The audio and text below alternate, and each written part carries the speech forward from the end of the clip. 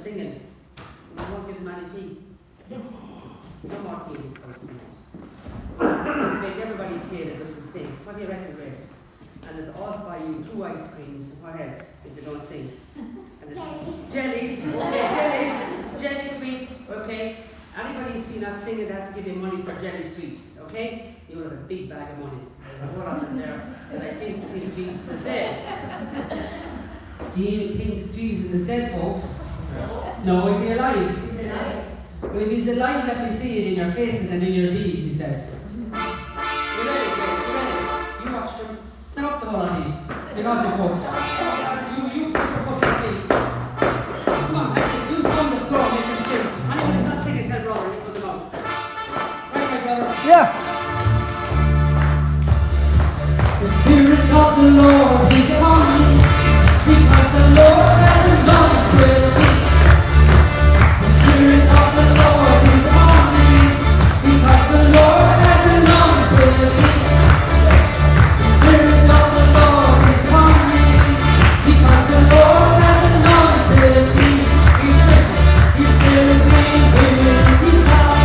Oh yeah. Completely set me free. Come on. He's filling me with His power. Completely set me. Come on, jump around. The Spirit of the Lord is on me, because the Lord has anointed me. The Spirit of the Lord is on me, because the Lord has anointed me. Hold on, put your hands up, the whole of you. Is the Spirit of the Lord on you, is he not? He's on, yes. Are you sure? If he's on you, will you let me see him? Okay? Your daddy. We missed him. Now put his hands up. And daddy needs to sing and dance. Come on, try to get your feet going. Come on, everybody, get your feet going. Everybody, you do it as well, please. Come on. The Spirit of the Lord is on me, because the Lord has anointed me. The Spirit of the Lord is on me. Oh yeah. The Lord has anointed me. Hey. The Spirit of the Lord is on me. Yeah. Because the Lord has anointed me. Yeah.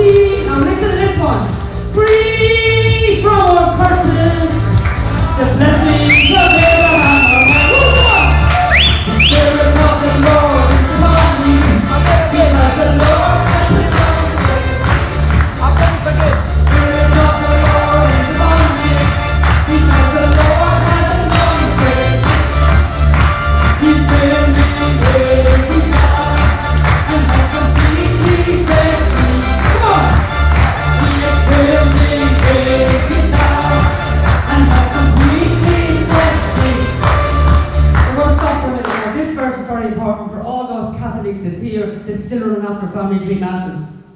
So they don't know the word of God, Brother Johnson. They're still running up for family tree masses all over the country. They haven't read Ezekiel 18:12, or they haven't read Deuteronomy properly, or they haven't read Galatians properly. So have a good read, because the blessings of Abraham are ours. Are ours. We're not there blessing our grandfather or our grandmother 3 generations ago. This is the truth that sets you free, and it's wrong teaching. Ready? Free from poverty. Free from poverty. Free from all curses. The blessings of Abraham are mine. You ready? Come on. Free from captivity. Free from poverty. Free from all curses. The blessings of Abraham.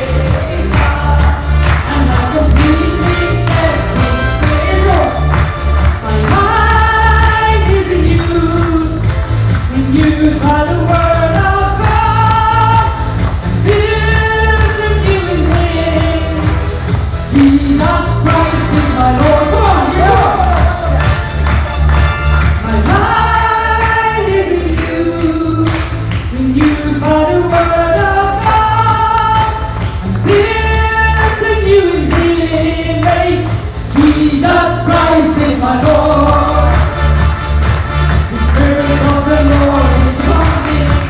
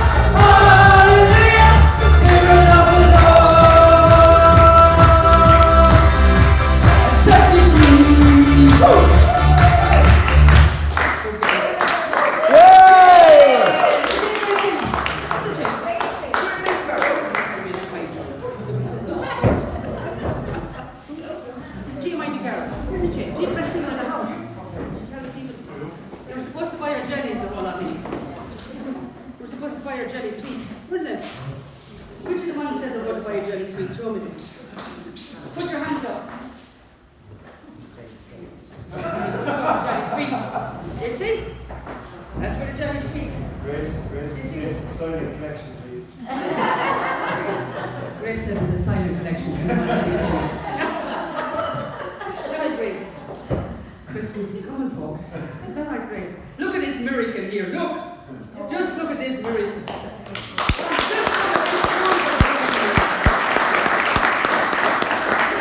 look at this beautiful miracle. We're sitting here as if we're saying, oh, it's a lovely day. Just look at this family's life, the way they were transformed. Look.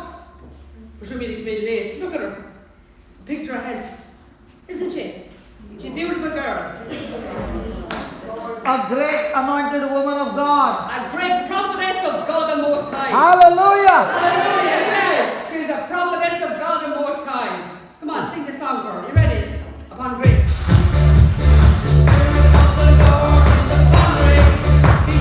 Lord has anointed her. Spirit of the Lord is upon grace. Because the Lord has anointed her. He's filled her with love and has completely set her free. He has filled her with love and has completely set her free. Hallelujah! Hallelujah! The Spirit of the Lord is upon grace. Hallelujah! Hallelujah! The Spirit of the Lord. Praise and praise. How was it made by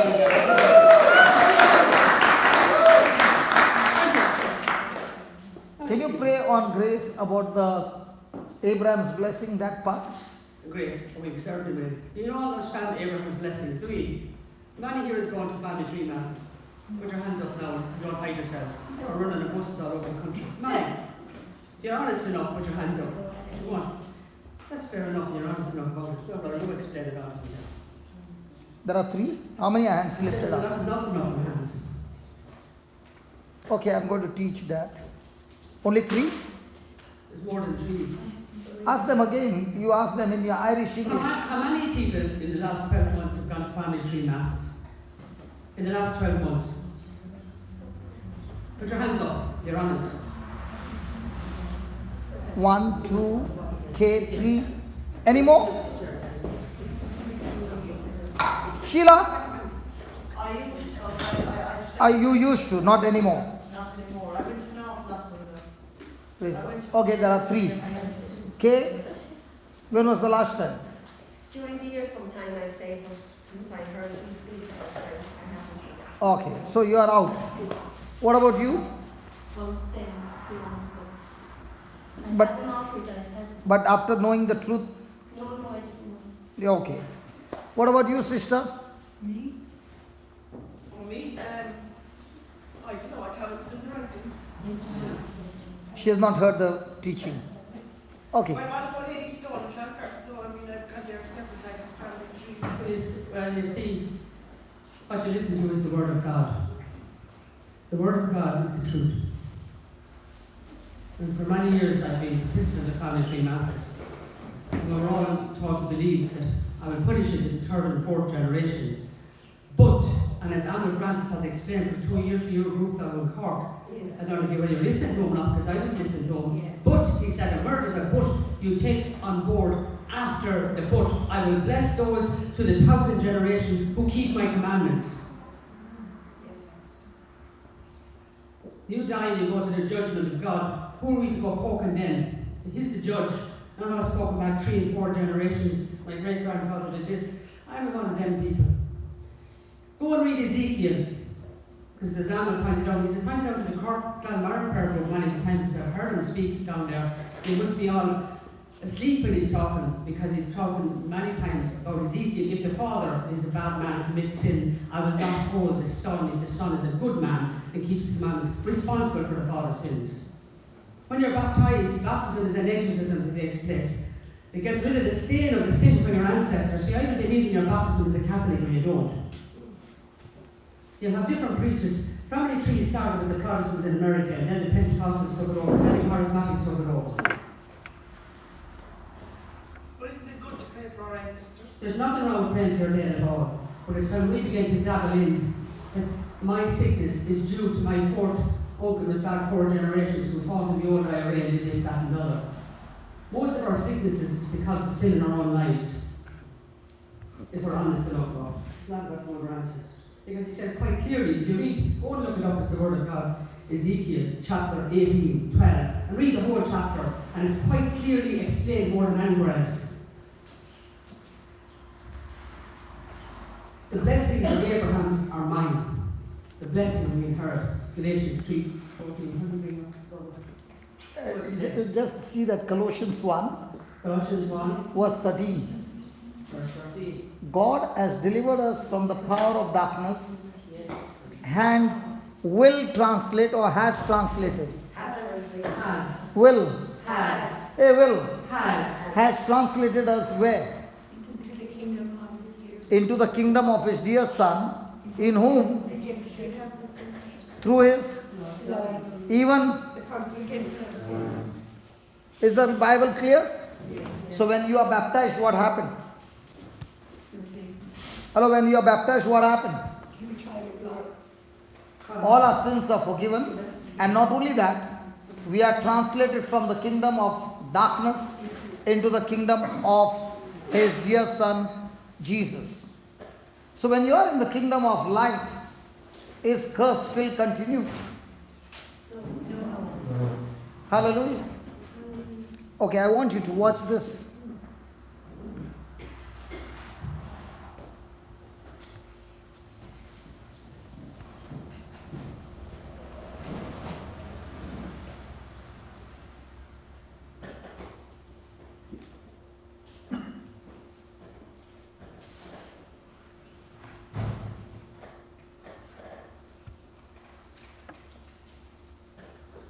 Please read that. Therefore, if any man be in Christ, he is under family curse. He is in the family curse. What is it saying? He is a new creature. Then, old things. Hello, old things. Hello, old things. Is it clear? Yes. Is the family tree curse old thing or a new thing? Have passed away. Then, behold, some things. No, some things. If you are baptized in Christ, the Bible says, in a matter of a second, all the old things have been destroyed and nailed on the cross, and all things have become what? New. All things have become what? New. Then, after that, And all things are of God. So who did it for you? God. Hello, who did it for you? God. Or he will do it for you? He has. Oh, he will do it for you. He has. All things are done for you. Who has what? And has what? And will give us. And will give us. Hey, and will give us. Given us what? The ministry of reconciliation. You know what does that mean? Just like Jesus came to this planet Earth and was speaking about his Father and leading people to repentance, by which people gave their hearts to Jesus and repented. Jesus finished his ministry, went back to heaven. He gave that ministry to the apostles. They carried the ministry of reconciliation. Now, let me ask you, before I could come to Ireland, did I have to apply for a visa in my country? Yes. Was your Irish embassy residing in my country? No. Yeah? Your Irish embassy is residing in my country, where the application goes to him and he decides whether to give me the permission or not. And then he puts a sticker on my passport, visa granted for duration so to show multiple entry or single entry. Okay? Once I've got the document, now can I take a flight and come to Ireland? Yes. Yes. When I come to the immigration, does the officer has the right to question me? Yes. Yes. does he have the right to send me back? Yes. Yes. If he is not satisfied, he will send me back. Now, when the immigration officer puts a stamp on it, now do I get entry into this country? Yes. In the same way, you are God's ambassador on earth. And when you open your mouth and speak the gospel, and the person receives Jesus as his Lord, God and Savior, you put a passport sticker that you are granted citizenship of heaven. Oh my Jesus, if only they understand what I'm talking about. Yes. Can you believe what a wonderful job God has given us? That all you need to do is preach the gospel, make the person understand that without Jesus you cannot have a future for eternity. And when you explain the gospel and the person starts believing and accepts Jesus as his Lord, God and Savior, you just got a resident citizenship of heaven. You can issue that resident citizenship, but you are not allowed to issue the ticket. The ticket is only issued from heaven. When the time comes, the person leaves the planet Earth and goes to heaven. But thank God, because of the preaching of the gospel, because of you having the ministry of reconciliation, leading the person into repentance, leading the person to Christ, the person is able to make it to heaven because of you through Jesus Christ. Are you following? Yes. Somebody led me 22 years back to Christ. And I thank God for the gospel that was preached. On that day, I received not only the citizenship of heaven, all my past was gone, all things became new, and all these things are of God. And God has not only set me free, now He said, you represent heaven on earth. So I was disqualified and destined to go to hell. He cancelled hell for me and gave me heaven as my citizenship, where I'm going to spend for all eternity in heaven. And is it by my works? No, it is by the works of Jesus in whom I believe. Hallelujah. Hallelujah. Has He given this ministry to everybody? Yes. But are we all carrying out this ministry? No. So He's going to ask you, how many visas have you issued? And what will your response be? None. Will He say, you useless, faithless servant, I gave you the talents and you did not even multiply even one? You remember? Yeah. One was given 5, another one was given 2, and one was given 1.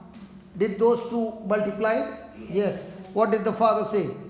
Well done, my faithful servant, come and take your place. What about the one?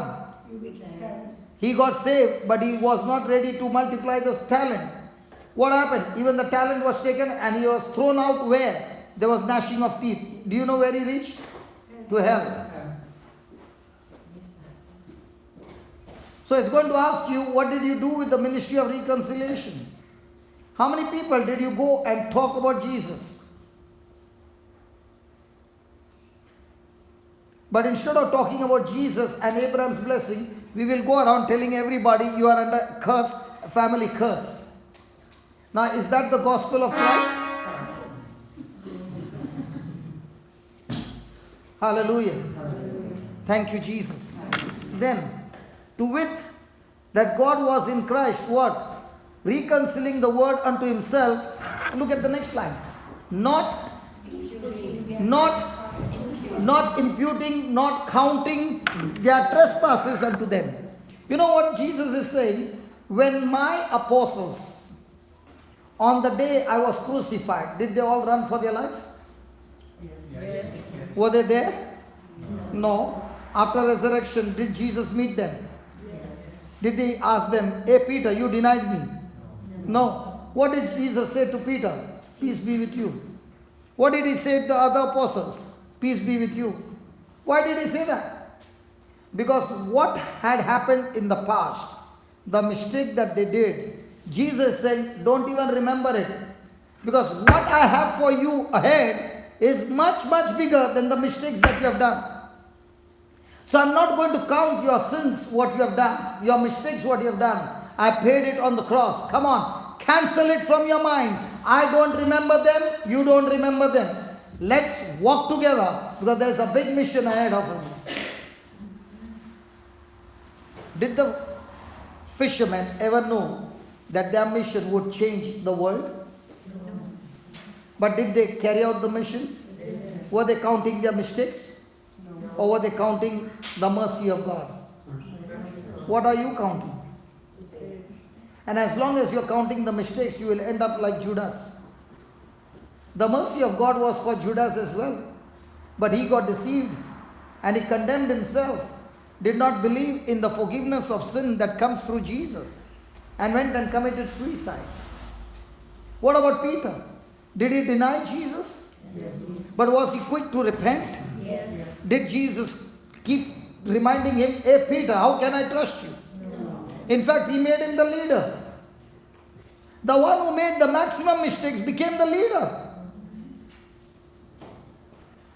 Do we select the one who made the maximum mistakes as a leader? No. Come on. No. If God can choose Peter who made maximum mistakes, can God choose me? Yes. If God can choose Saul who did maximum murder, can he choose me? Yes. So how many curses should have been on Peter for denying Jesus? Let's talk, come on, let's discuss. How many curses should have been on Peter for denying Jesus? But did Jesus say to him, peace be with him? Yes. Did Jesus punish him? No. With his love, did he convert him? Yes. With his love, did he bring him to preach his first sermon? Hey, who preached the first sermon? Peter. The very one who, what? Denied Jesus. Did the Holy Spirit work through Peter? Yes. How many souls got converted? 3,000. Now, did God say, hey Peter, you are disqualified, don't even come there.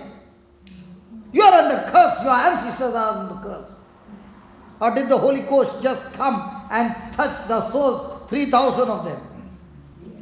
Yes. Let's talk testimonies, come on. Yes. The devil is a deceiver. And as long as he can keep you in the past, you can never ever come into the future.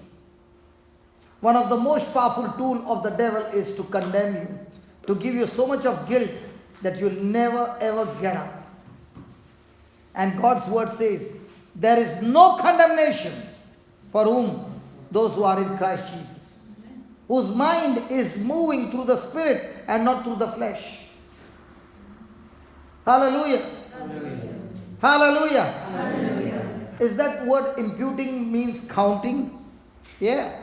Is God counting your mistakes? No. God is saying, I'm not even counting your mistakes, but I'm counting those souls that I put in your life when you understand the mission that I have for your life.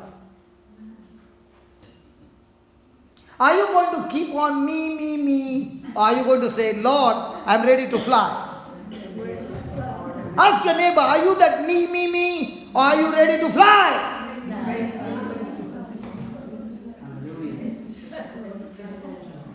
Sometimes I wonder, the life that I lived, I don't think so any of you have lived. Such a miserable, sinful life. And when I see people saying, there's a curse on my life, I begin to wonder, if that thief on the cross just said, Jesus, remember me. And what did Jesus say?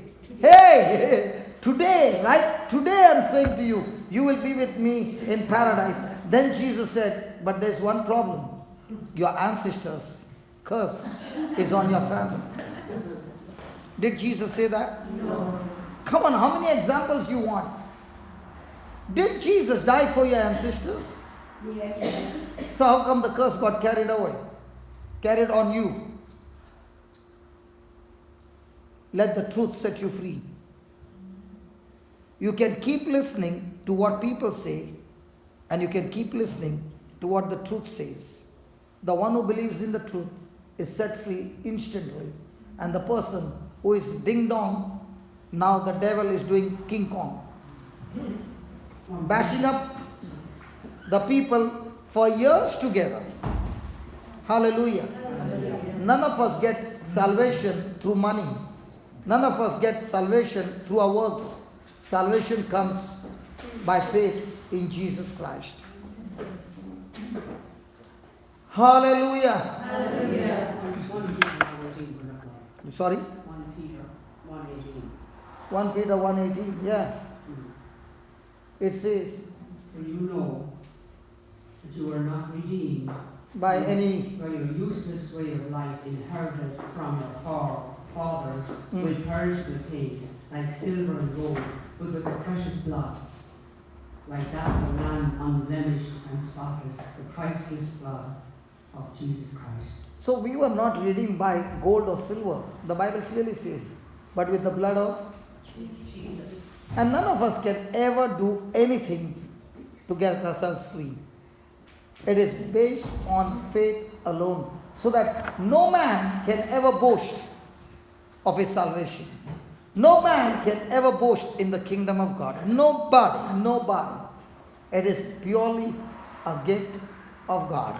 Look now, then, not counting their trespasses unto them, and has committed unto us what? The ministry of reconciliation. Now then, we are what?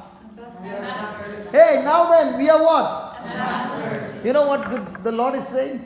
Just as I was on this planet earth, anointed by my Father with the Holy Spirit, the same ministry Father God has given to you. Now when the embassy, your embassy is in my country, and if there is anything that happens to the embassy, will your whole country back up your embassy? Yes. So in the same way, when you are on this planet earth and you are an ambassador of Christ, will the whole of heaven back you up? Yes. When you understand whose you are and who you are and whose backing you have, you are fearless.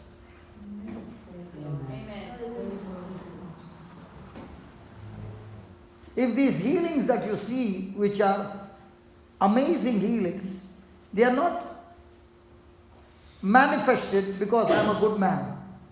They are manifested because God is good and we chose to believe His word.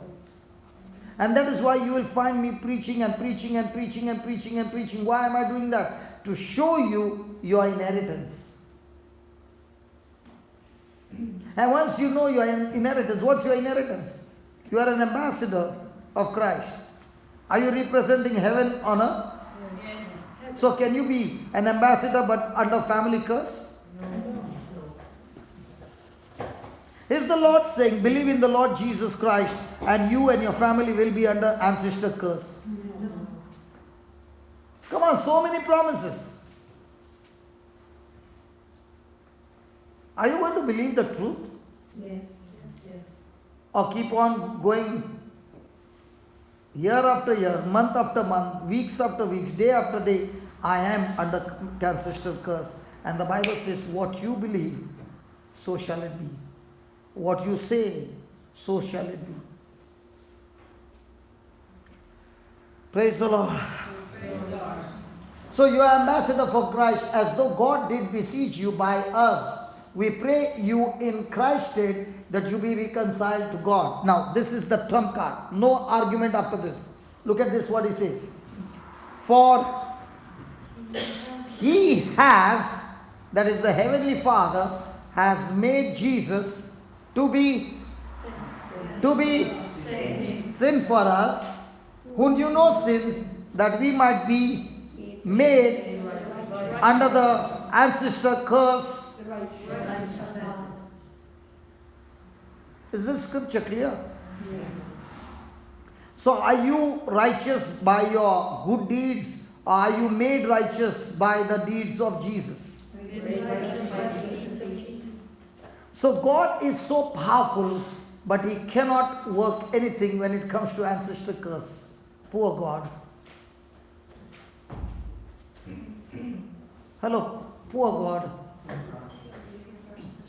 When he sees ancestor curse, he says, I can't do anything. Poor God.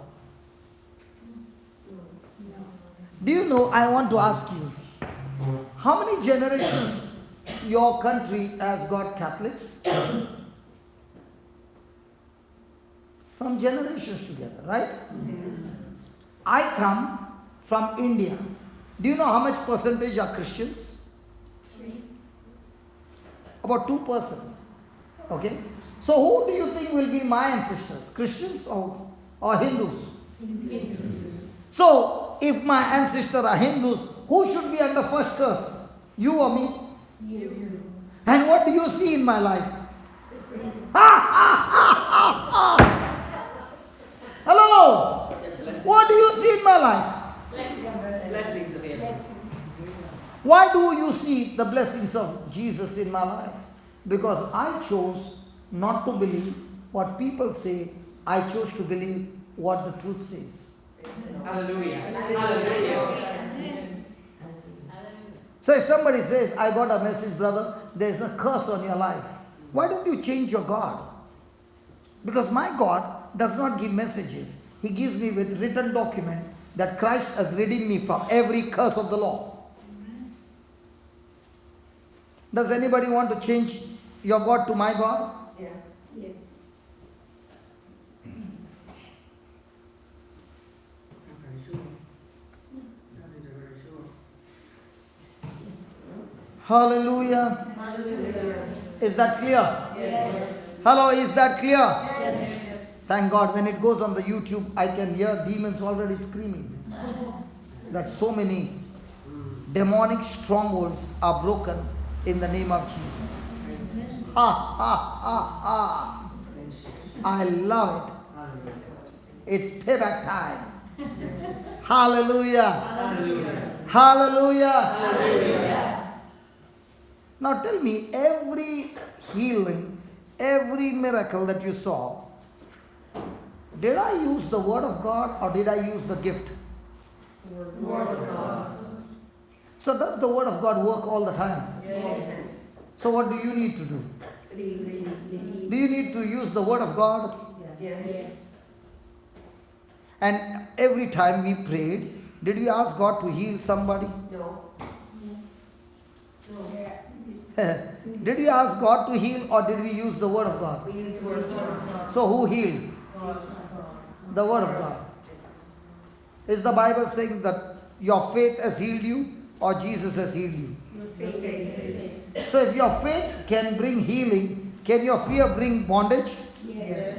If your faith can bring blessing, can your fear and worry bring curse? Yes.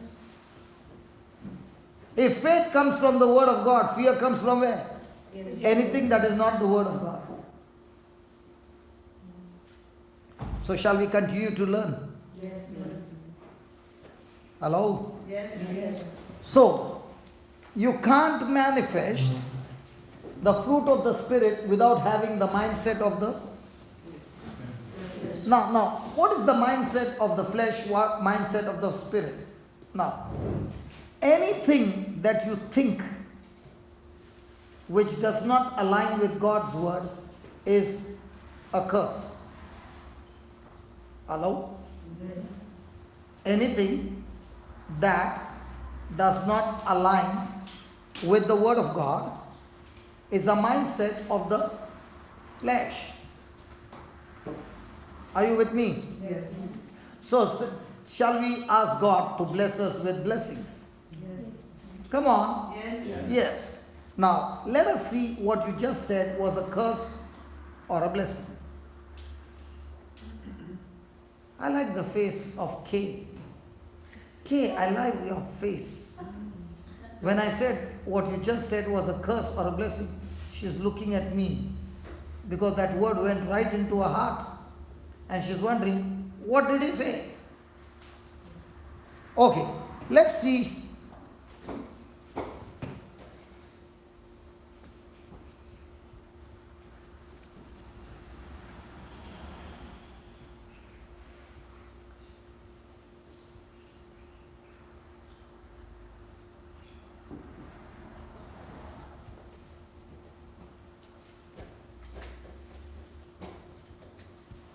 Please read.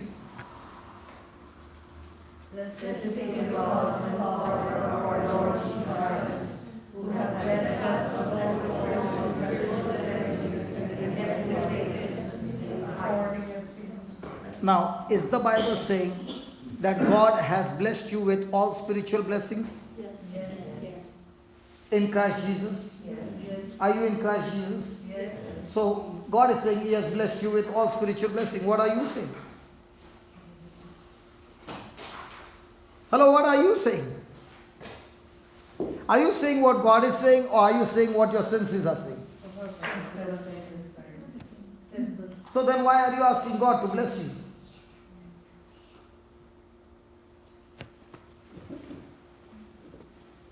My sister, example, okay? My sister is saying, God, I need a mobile. Example. God gave her a mobile. Hold it. Now if she's going to say, God, give me a mobile, God, give me a mobile, God, give me a mobile. I'm asking you. Does she have it now? Yes. Give me back. Now, she's asking for a mobile. God is saying, take it.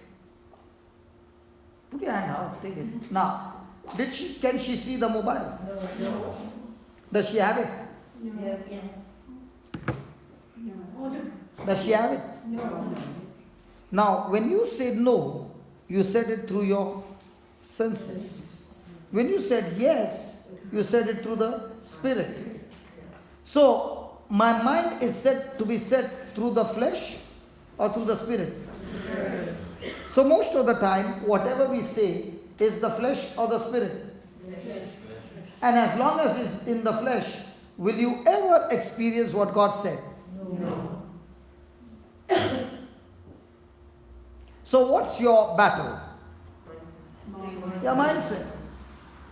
So why have we sat here? Just to change the setting. When you change the setting, the right power will work. The keyboard has got keys, and out of this keyboard comes beautiful music. But I don't know how to use the keyboard. Did you see my music, how I called her? Yes. Was it like Tom and Jerry? Come on. Was there any music or was it noise? When a person's mind is on sense knowledge, it will end up with noise in the house. Has anybody ever been there? Yes. Now the same person understands the word of God, and now the person believes not what is seen, but what the word says. Now is he in the spirit? Yes. And if he is in the spirit, will it change the atmosphere at home? Yes. That's all. So what is your spiritual life with Jesus? Simple. How much do I change my thinking to agree with God?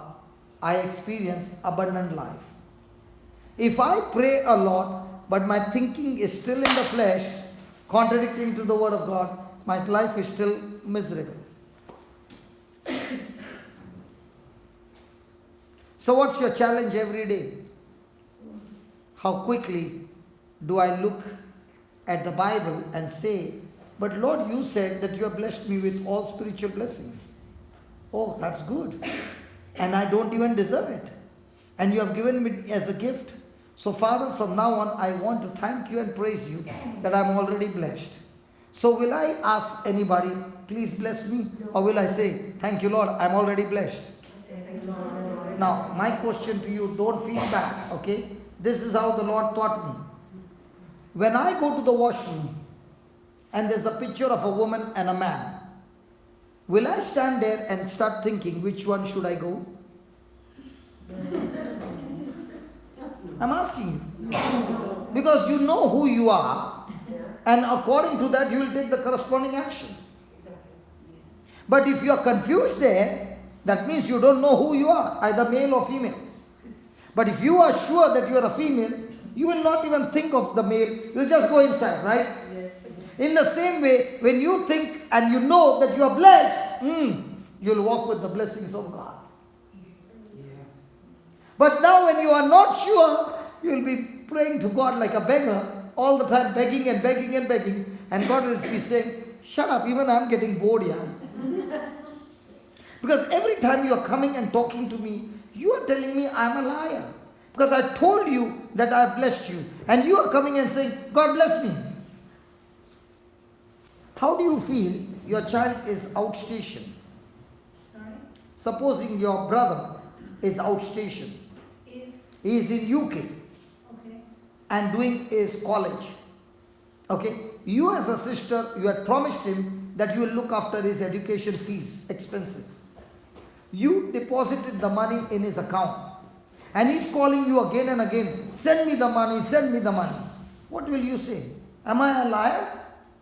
Come on, go and look into your account. But he is not going in and looking into his account. All the time saying, send me the pounds, send me the pounds. And you're saying, come on, brother, I've deposited. Go to the bank, check the account. And he checks it and comes back and says, send me the pounds. You will ask, did you go to the bank? Yeah. Did you ask them? Yeah. Did you ask them for the money? No. They only gave me a paper, a statement. They did not give me pounds. They gave me only a statement. Acha, what does the statement say? 20,000 deposited. But they did not give me pounds. Will you say, take your checkbook and issue a check? Self-check to withdraw the money? They don't have here, self-check. Yeah. You don't know banking? Oh Jesus, whom did I put? I don't understand your question. You deposited. I understand it until that point. It's very good until now. So just the last two sentences. Okay, you deposited the money? Yes. Did your brother go to the bank? Yes. Did he ask for money? Yes. Will they give them a money without issuing a check? He has got his own checkbook, right? You have deposited in whose account? His account, right? Right? So, does he need to sign a check? Now, if he is going and telling the manager, give me money, will they give him? No, he has to check. He has to issue a check. Now, if he has not issued the check and keeps calling you every day, send me the money, send me the money. What does he think? He thinks you are a liar. You have not deposited the money. For him, it is the day I get the pounds in my hand, that means the money has come. For us who understand banking, if the statement shows 50,000 euros credited, are you now worried? Because you know, I have not seen the liquid cash, but it is there. So, have you seen the statement? He's saying, I bless you with all spiritual blessings. How do I explain? They don't do banking here. Yes. Come on, brother Amal, tell me, come and tell me, brother. Yes, ma'am. They don't have banks.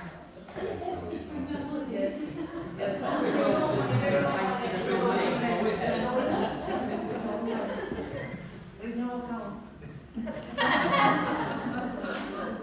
Oh, Jesus. Hey, which one? Even though I don't see the liquid cash, but if the statement shows 50,000 euros credit in your account, do you sit and cry, I don't have money? How do I explain that, brother? I don't know. They only carry liquid cash? No. Okay, ATM card, but if you got 50,000 credit in your account, now with the ATM card, can you use? Yes. But you need a PIN number. Yeah, with the PIN number. Okay. But when the deposit is there, does he need to see the pounds? No. Or when he knows the account has come? Now will he call her and say, send the money? No. So isn't this God's bank statement saying that he has deposited in your account? Yes. So why are you calling him, bless me again? So then, how should you pray? How should you pray? How will your brother talk to you when he knows that the money has come? Sister, I thank you very much for sending me the money. I love you. Love you. And just that. What do you mean just that? When will your brother not thank you? Yes. Will he not say, sister, I love you and I want to give you a flying hug? Yes. So, is it any different from the father? It's the same.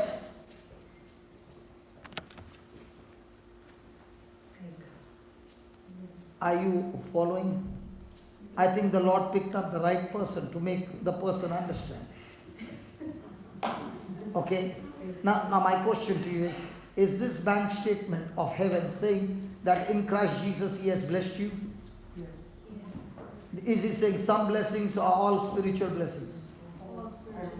So do you have liquid cash or statement? Now, are you supposed to use your ATM? And what is that in your analogy of our spiritual life? What is you? Now, for example, that sister. Is that's No, I'll give you an example. That sister, she could not walk. You were not there. So what am I doing? Using the promises, believing that I'm blessed. Because I'm blessed, I can speak. And blessing will bring the manifestation. If I don't believe I'm blessed, can I call her? No. See, listen. If I know in my ATM card, I can use 5,000 euros in one shot. Can I take her to the restaurant and say, come on, let's have a good party? Yes. And can I be worried now, how will I pay bill? I don't have cash. I've got the card. I've got His promise. So will I be worried or will my mind be set at peace? Oh, He has blessed me. Now, for example, that brother, his daughter was sick. Okay? Did they know the deposit was there in the account? No. So what did Amal do? He only showed them, hey, look, there's a deposit in your account. And when they saw that, they said, hey, we were hopeless when now the account shows such a big balance.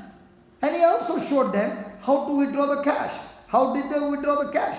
By opening their mouth and speaking the promises, saying, thank you, Lord. Now, when they were saying, thank you, Lord, their mindset changed from what they felt, what they saw, what the report said, what the doctor said, to what God said. The moment their mindset changed, what happened to the power of God? Transaction, success. All this time they were asking God, God, please heal my baby. Transaction denied. Because what you are asking and what God said are not matching. Because God said, by the stripes of my son, by his wounds, you have already been healed. And you are saying, God, please heal my son, my daughter. Transaction denied. So most of the prayers that we say is transaction successful or denied. Thank God. You understood? Yes. Hello, did you understand? Yes.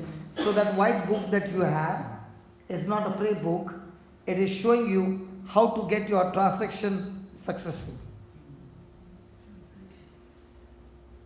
That's why you don't find any one line, not a single line in the future tense. Because all God's promises are in the past tense. And when you are talking to Him, you are also talking to Him in the past tense. But in your physical body, is it past tense? No, it is still there. Symptoms are still there. Sickness is still there. Pain is still there. Problems are still there. But I am not going to speak what I feel. I am going to speak what God said, it is done.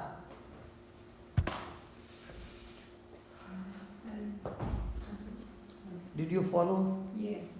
Yeah, and you chose me for a reason because I'm struggling, you know. Now did you understand? Yeah, but I don't think I have. I think it's too. I can't handle it. You can't handle? It's too much for me. I can't. Is it too much for you to worry? It is easy. I just don't understand. Worry is easy, where the devil is bashing you up day and night, and you are getting stressed, and then you take sleeping pills, and you take all the pills, and that's easy to handle. Whereas God is saying, shut your mind and just speak what I tell you to speak. That's difficult to handle. Okay, do you drive a car? Do you believe that woman who sits in the car, your GPS woman, Yes. does she tell you take a left turn? Will you agree? If there's a left turn. She always will say when there's a left turn. She doesn't say otherwise. Now, every instruction that she gives, do you follow her? Yeah. Will she reach you to the destination that you have put the postcard? What do you call that? Air code. How come you can believe her? Is it not difficult to handle? You are going at 12 o'clock, 1 o'clock, and she's taking her through a lonely road, and you don't even know. But she's saying 4 kilometers, then take a right turn, then 6 kilometers, take a left turn. You are following everything that she says, even though you don't know the way. And God is saying, can you follow my pathway? And that becomes the most difficult moment, because our mind is trained to believe what gadgets the world is saying, but not what the Bible is saying. And the more I delay in agreeing to what the Bible says, that much more I am going roundabout in the destination, trying to find out God's destination.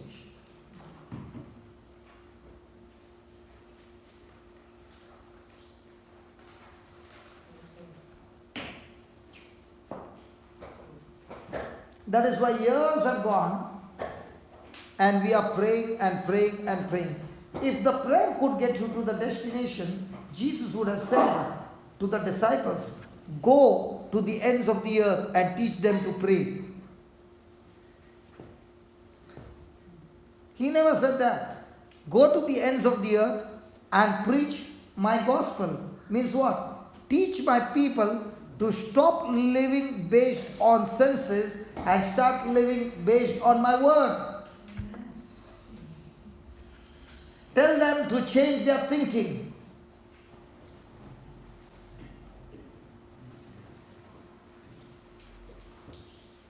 Yes. Yes, brother. I have a difficulty as well. Just see what he's talking. Yeah. I have a difficulty as well because some of the words of Jesus in the Gospels, they incite fear. He says, "Woe to you," or whatever. You know, he gives the image of the Last Judgment, where there's a division between those who are saved and those who are not. They are very fearful words, and you know, you're very much speaking a message of promise, God's promises, and success if you align your human thinking with that thinking of God. But I don't think it's as clear cut as that. There are difficult things in God's word that appear contradictory often at times, you know. And talking about blessings, I agree with your basic message of blessing, but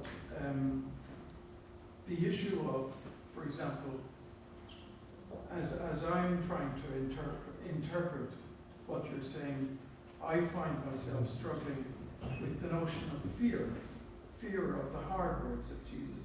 Which hard words? Woe to you. To whom is he saying?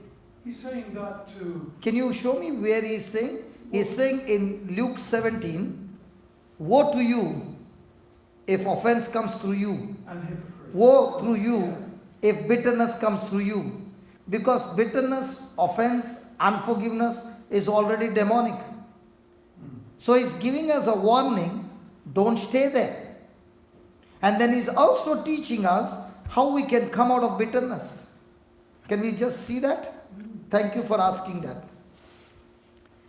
Let's say a person has got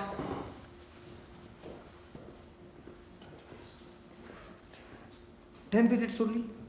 15 minutes, okay. Just sit and just change the scriptures. Praise God. Okay. Just sit down.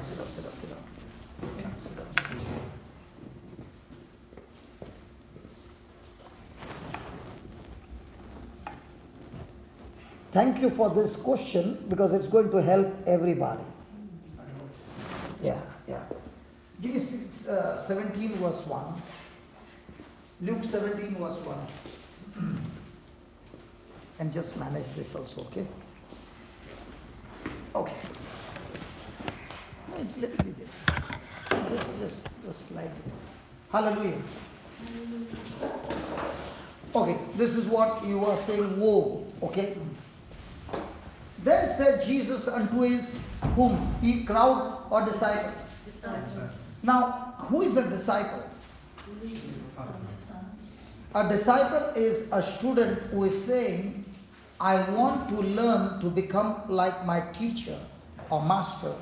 Is called a disciple. So a disciple is always a student who is learning to become like his teacher.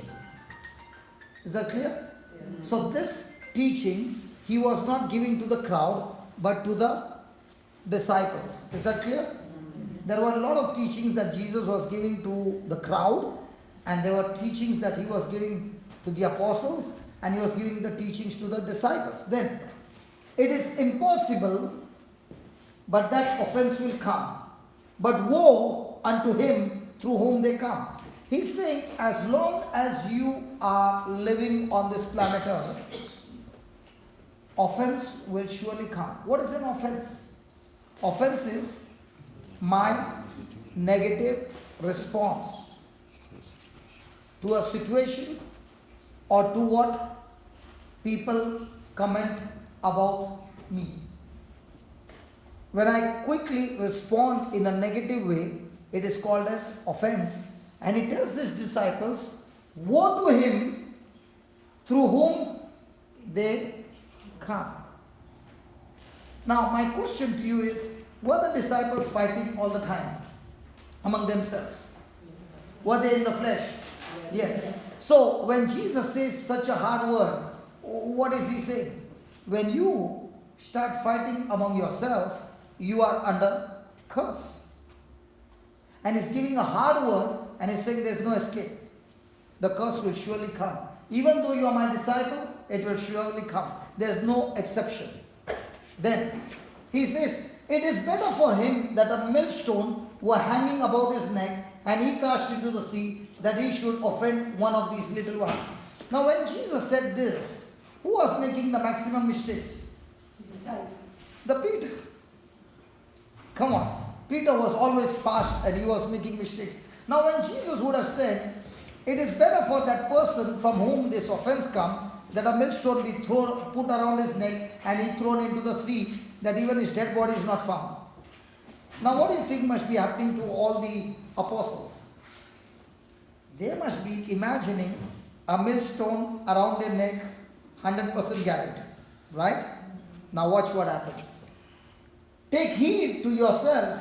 If your brother trespass against you and rebuke him, and if he repents, forgive him. And if he trespass against you 7 times in a day. Has anybody ever had bitterness towards somebody? Yes. Any husband and wife married?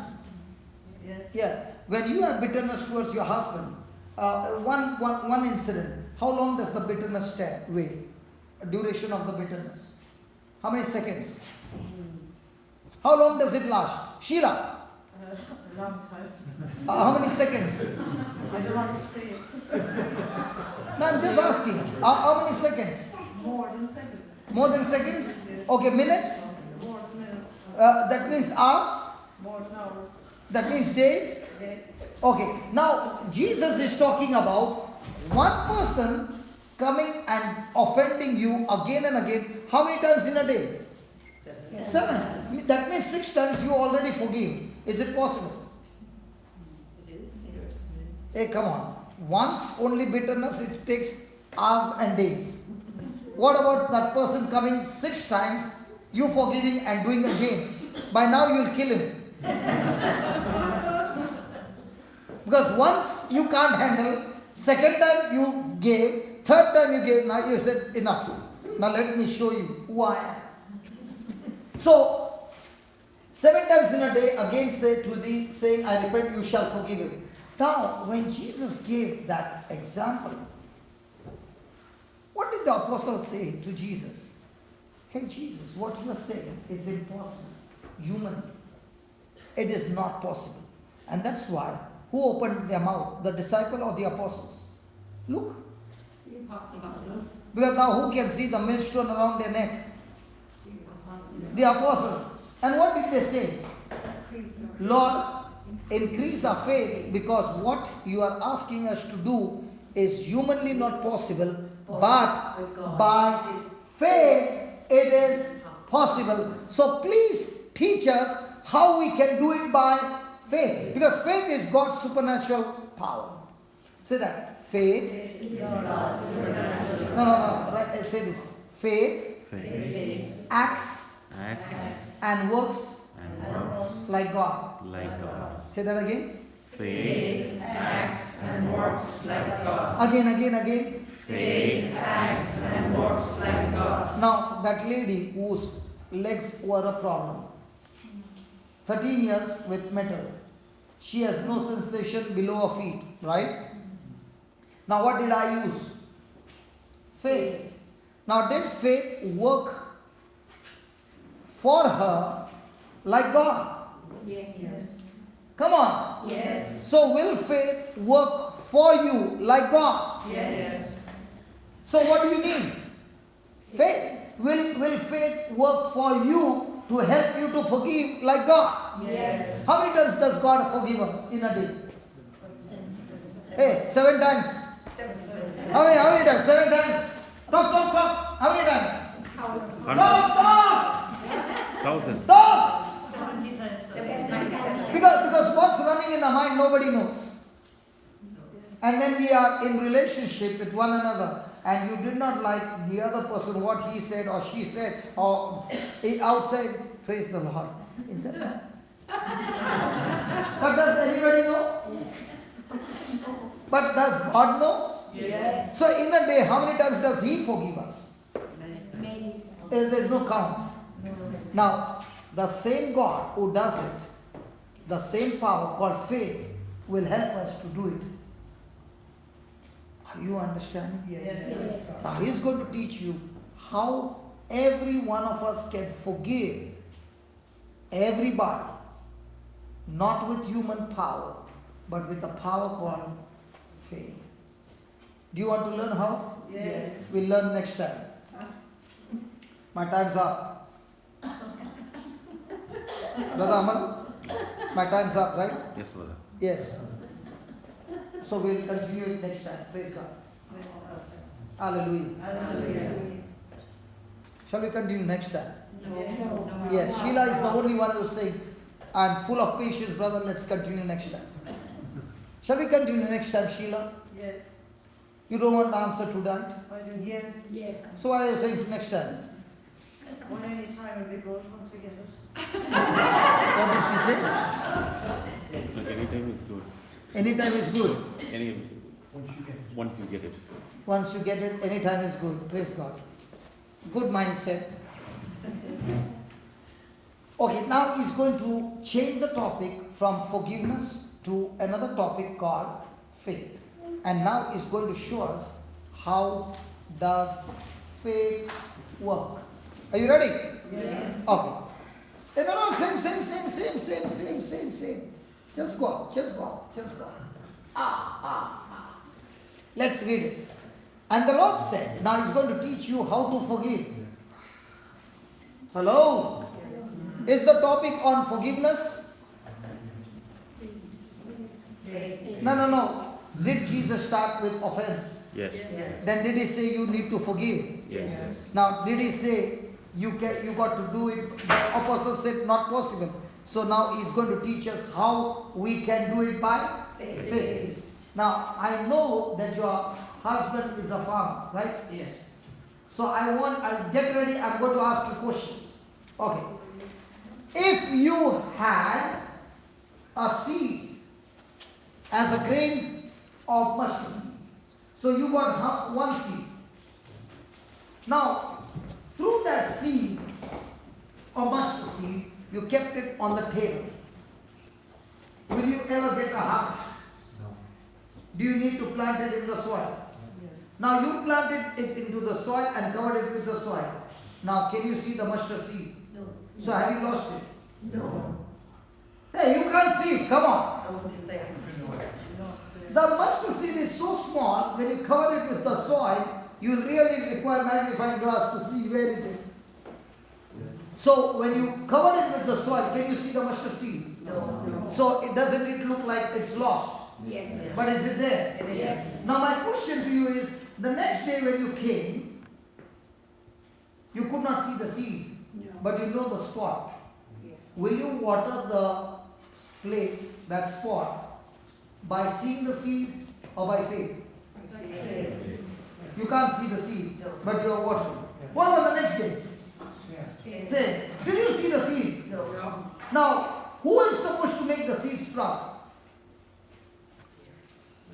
You, or you have to only water? Who is responsible? You are responsible only to water and protect the seed from the birds. But will the seed work on that moisture and begin to sprout? Yes. Are you following? Yes. And then when it sprouts, will that give you confidence that you saw that small sprout? Will you keep on watering or you'll say that's enough? Now, once that plant begins to grow, okay, will that plant give you mustard seed or give you tomatoes? Why only mustard seed? Why not tomatoes? Sorry? It's not a tomato plant, it's a mustard seed. So the seed decides the harvest? Yes.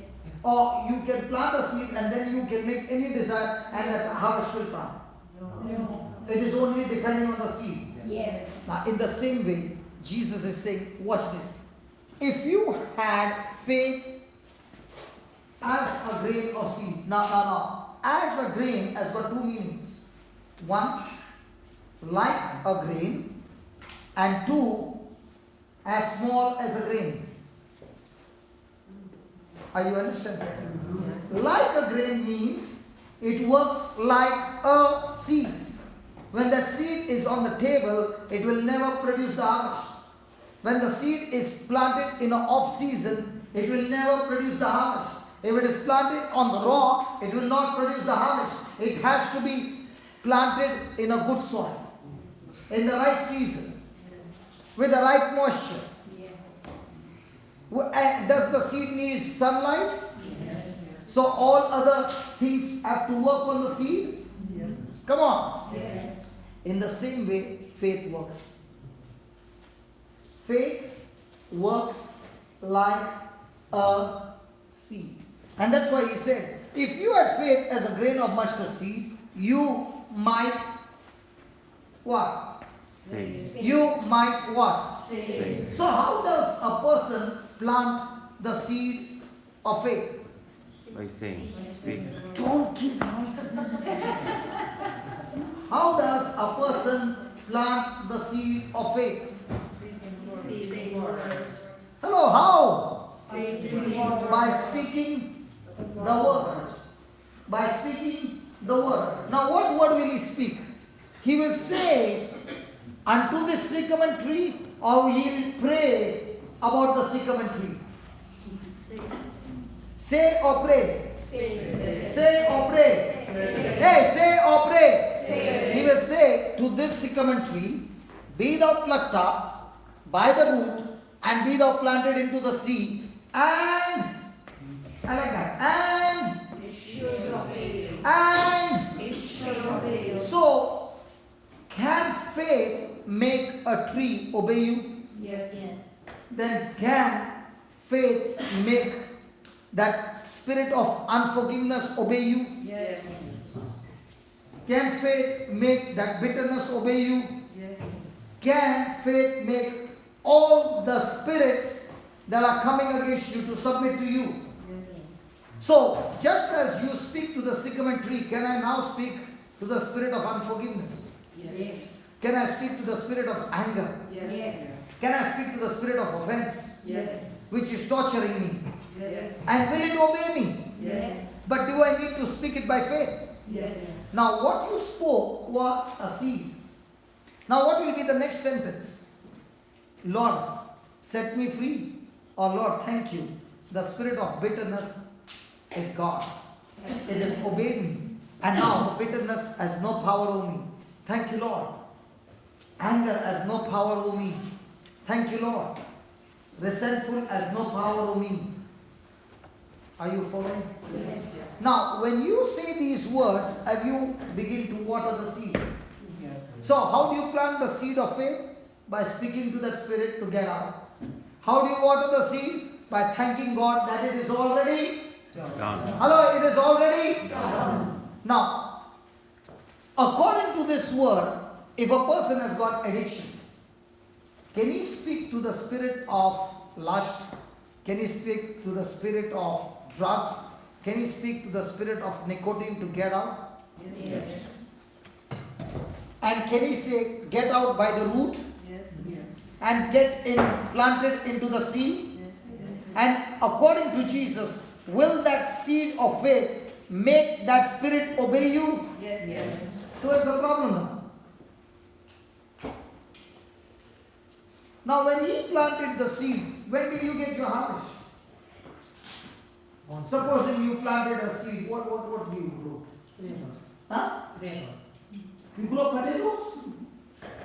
I was searching for a person who grows potatoes. I'll meet you after the class. But he must be having the knowledge, right? Yeah, I want the knowledge. Okay. Because you know why? In the parking lot in Goa, okay, we have to put the fence. And I know somebody saying you can grow potatoes in the plastic bags or which you Black use bags. for Black bags. black bag which you use for bin. Yeah. And you can put layers after layers and the bag will come up after 3 months, 6 months. You cut the bag, you got potatoes plus you got the boundary wall. Yes. So I am interested in knowing how to do that. So all my parking lot will be what? Plastic bins. So I got the wall plus the potatoes growing in that 6 months, and I don't need to buy potatoes from the market. So I was searching for somebody who can give me some knowledge about potatoes, and I did not know the man is in-house. See, when you teach how God wanted my desire to be fulfilled. Praise God. Praise God. Hallelujah. Yeah. Brother Johnson, if there was a spirit of unforgiveness in somebody else, and, Yeah. and you can see it, Yeah. and you command that spirit to go see Yeah. it in somebody else, can that happen as well? My question to you is, does faith move mountains? Yes. Did he say mountains only in your life? Did Jesus move mountains from somebody else's life? Hello, did Jesus cast out demons? Yes. I'm asking you, sister, talk to me now. You see? She doesn't want to answer. She says, I know the answer now. I don't want to You talk. got to see written down, we take the literal. Sorry? You take the literal, and you say, that's about me. But say if it was somebody else, for example. How do you think I got saved? It was my wife who began to speak to that spirit that brought me to the gospel. Right. How do you pray for your unsaved loved one? So, You are planting the seed. Right. And now when he planted the seed called potatoes, after how many weeks does the sprouting come? 4 or 5 weeks. Till the time you don't see anything. Now do you go every week digging to see? Or are you patient? Are you still putting the water patiently? Can you see? For 5 weeks he sees nothing, brother. What a patient man is. Now I know how he has been patient with you. He has learned it in his field. Even though I don't see the result for 5 weeks, I'll still water the seed. I'll still love her. I'll still love her. I'll still love her. I'll still bless her. And then, man, it has come. Hallelujah. Hallelujah. Now I understand how come you are so patient, brother. Now tell me, is it easy to wait for 6 weeks without seeing even a sprouting? No. But look at him. How many seasons have you done that? Every year you do. Sorry? Every year you do. Every. And every year you are waiting patiently the same way? You know. In the same way, when I know my seed of faith will go and get that spirit uprooted from the root, I know. That's why I'm patiently thanking God and watering my seed. No. What was this family doing? Planting the seed, potatoes. But theirs was not potatoes because within 2 hours they saw the sprouting. What do you call pulses? What your Sprouting. what do you call that? Sprouting. Pulse. No, also sprouting. Sprouting. Sprouting. It comes within 24 hours. Yeah, sprouted grain. Grain. Sprouted grain. Does it come within 24 hours? Talk to them. What were you saying? Talk to them. Yes, if you have green gram, green pulses. If you put it inside the water, it sprouts the very next day. It connects the maximum amount of protein. Correct? Yes. Correct? Yes. So different seeds, different things? Yes. Come on. Yes. So when they put the water, did they see the change within few hours? Yes. And once they saw the small sprouting, they said, oh my God, it works here. Now I know I have to only do and protect the seed. And the enemy said, but No. But God said, now what were they doing? Planting the seed of faith. How does faith work? Faith works with no physical evidence, but the evidence that comes from God. And is the faith planted by opening your mouth and speaking? Yes. So how does fear get sprouted? In the same way, when you open your mouth and speak your worries.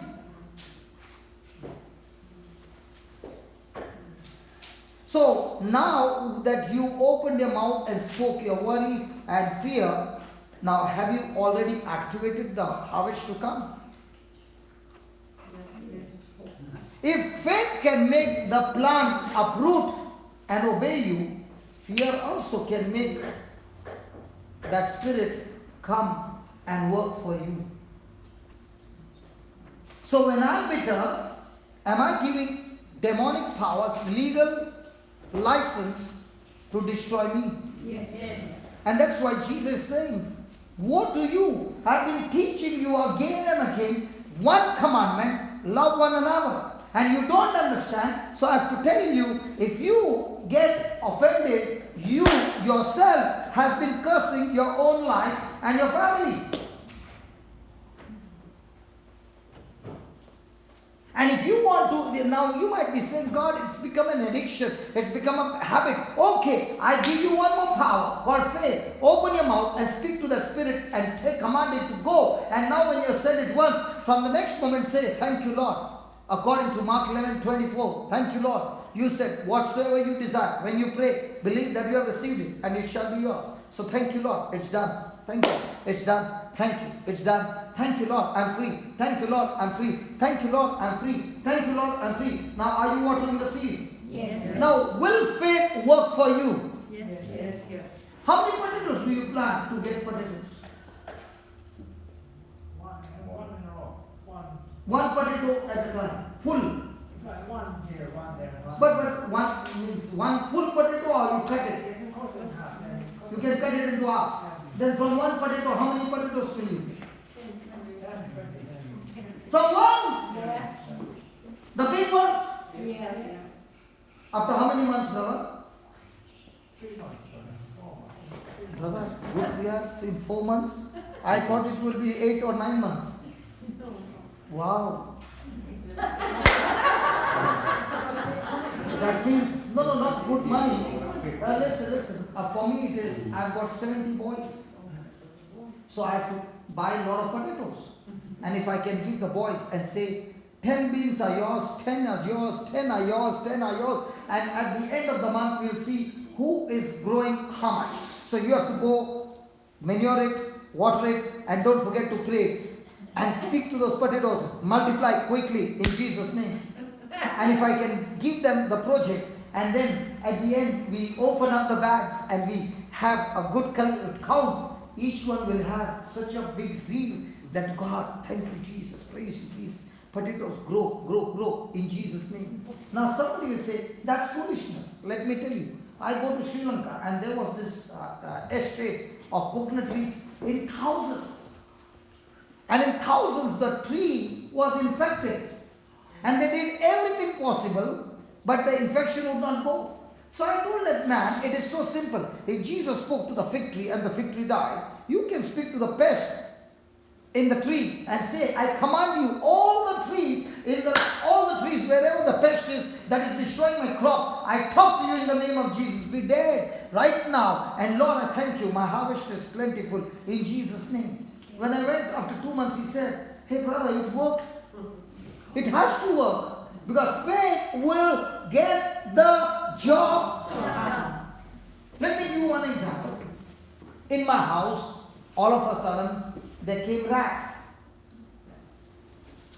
And they came and they were staying in the house. And when we would go to sleep, the rats would go to the kitchen and start doing their work. So if anybody would come to my house at night after the lights are switched off, they will think there's a ghost in the kitchen. But it was not the ghost, it was rats busy with their work. And one day, one of that foolish fellow came on the bed and jumped on my wife when she was sleeping. Don't ever mess with a woman. He messed up with my wife and she got up and she said, what kind of a husband you are? You can't even hunt a rat. And she was so annoyed. Now, when the wife gets angry, husbands have to take action. What do you say? So I was with the stick searching around, and you know, our houses in Bombay are small, but the furniture is all there. I'm not scared of rat, but before you go, he's gone inside. So when this was the condition, I said, come, let's pray. And I said, Father, in the name of Jesus, you said, I can speak to the mountain. I'm speaking to the rats. Listen, rats, you are trespassing God's property. You cannot stay in this house. I command you to get out. And I count 3. After that, if you are dead, there, you are dead in Jesus' name. In the name of Jesus, get out, get out, get out. And I thank you, Lord. They have gone out in Jesus' name. Praise the Lord. And I opened my eyes and my wife said, listen, I'm not telling you a lie. I saw a rat who was at the window. He came from outside inside when you said that prayer. Instead of going outside, he came inside. When she said this, I said, praise God, God is answering our prayer. She said, what do you mean? He came from outside inside, not from inside out. I said, yeah, that fellow who came is the uncle. He came and told them, you better get out. You better get out. Listen, you better get out, others you'll all be dead. So he came to take them. Hallelujah. 3 days later on, no trace of the rats. The husband and wife lived happily thereafter. Hallelujah. Now, listen to this. Yeah, 5 minutes. Brother, just 5 minutes, okay. Now, the same is in that CD called Sower in the Seed. And that CD had gone to US. And there was this brother who was listening to it day and night. And he told his wife, hey listen, did you hear what he said? If the rats can go, the cockroaches can go from our house. So he and his wife took hands together and said, in the name of Jesus, Lord, all these cockroaches are dead in Jesus' name. We believe it and we have planted the seed of faith and we thank you, Lord. It's done, it's done, it's done. In the morning when he got up, the cockroaches were dead. When he saw that, he was excited. On the 24th of December at 11:45, the same man was in the shop on the cash and 3 men with masks entered the shop and told him to give the money. And he said, in the name of Jesus, I command you, you are not going to take the money. And the man was so angry, he shot him right on his knees, and said, give me the money. Now when he was on his knees, he still began to say, in the name of Jesus, I command you, you have no power over me. One of them put the gun right on his head. And he went on speaking. The other two said, shoot him, man, shoot him, finish him now. And he kept on saying, you can't touch me, in the name of Jesus. And he shot him. The bullet went right into his skull, came out from the other side. And they could not take the money, they ran away. Now this man was bleeding, one hit on the head, the other on the leg, and you went crawling straight to the phone to call 911. A customer walked in, and the customer picked up the phone and began to call. The ambulance came, took him to the hospital. On the news channel, this was reported, and the police inspector, she was a lady, and she said, I don't understand how is this man still breathing. I don't understand, the bullet has gone through his head, and I don't know how his skull has not exploded. It's just gone with a hole and come out on the other side. And this man is still alive. I don't understand. Now this man is in the hospital. His brother used to be an addict, and he was set free through the ministry. So his brother went to meet him in the hospital, and he kept saying, Brian, listen, we are coming out of this hospital in 7 days. You are going to live and not die. Remember, you're going to live and not die. Remember, you're going to live and not die. His jaws had fractured. So they operated him. The next day was the jaw operation, and when they took a scan, all the jaws got restored completely. The operation lasted for a long time, and they said, we are not sure about what has happened because the bullet has gone through. We don't know which part is working, which part is not working. Only when he comes to consciousness we'll come to know. And to their surprise, Brian, the whole body was moving. On the 7th day, Brian got a discharge from the hospital, healed and set free. I got a chance to talk to Brian, and I asked Brian, tell me, what was that courage that you had, that even with the gun, you had no fear? He said, brother, you are testimony of the rats. I said, what do you mean, the testimony of the rats? If you could speak the faith on the rats, and the rats went out, I could speak in faith to the bullet that he was about to fire. You have no power over my body. It will not kill me. I will have power over this bullet. And when he shot me, I kept saying, you bullet, you have no power over me. I shall still live. I shall not die.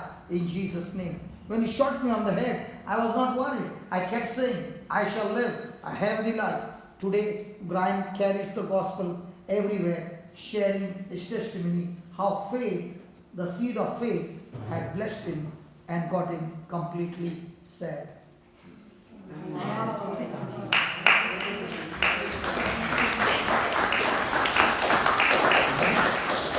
Now in our life, the question is, can we also speak the seed of faith in different areas of our life and cast out the spirits with our own tongue? So do you need somebody to speak, or you can plant the seed of faith? If the seed of faith can make the sycamore tree obey, can it make every spirit obey? Yes. He gave you the answer. So the next time he says woe, Jesus says woe, he's saying to those who are not using faith but using fear, and in that fear getting cursed in their own life. Amen? Amen. So brother, I will make the closing prayer. Let's stand up and make the closing prayer. Come on. Are you blessed? Yes.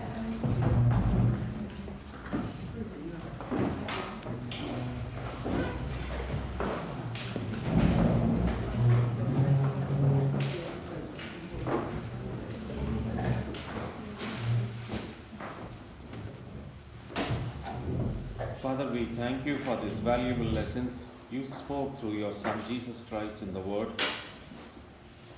That faith acts like God,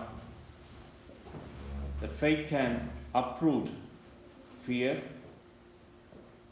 misery, doubts, addictions, in every walk of our life, Lord. We thank you for teaching us. Lord, I thank you for blessing Brother Johnson and his family to bring in the gospel to the ends of the world.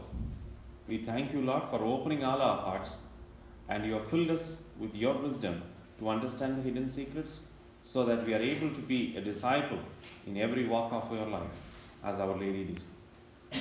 We ask everything through Christ our Lord. Amen. And thank you, my brother. Your question